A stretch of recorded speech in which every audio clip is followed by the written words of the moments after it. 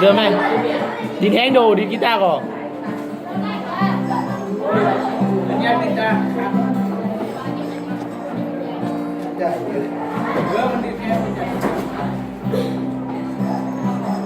เริ่มอาการบ่ดีความที่หัวใจบ่เต้นขาดการความน่าจะเป็นที่เห็นว่าเธอบ่แพ้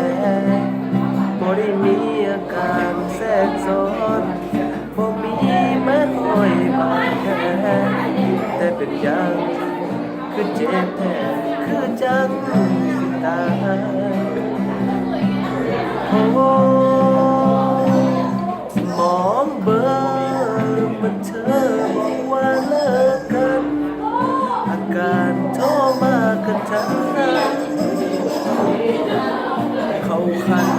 หัวใจไว้บ่หยุดก็ตายคนนั้นก็คงเสียใจที่ชีวิตต่อไปแบบใดคงขาดใจเมื่อบ่มีเจอจักสิอยู่จังใด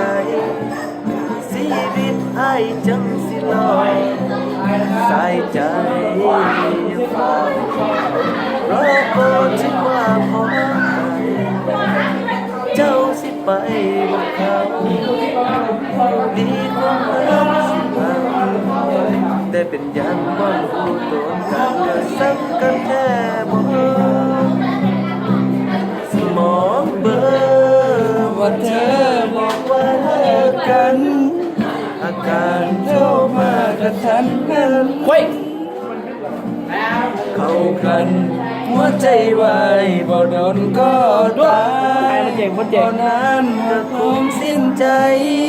สิมีชีวิตต่อไปแบบใดขาดใจเมื่อบ่มีเธอคงขาดใจ นี่เจอ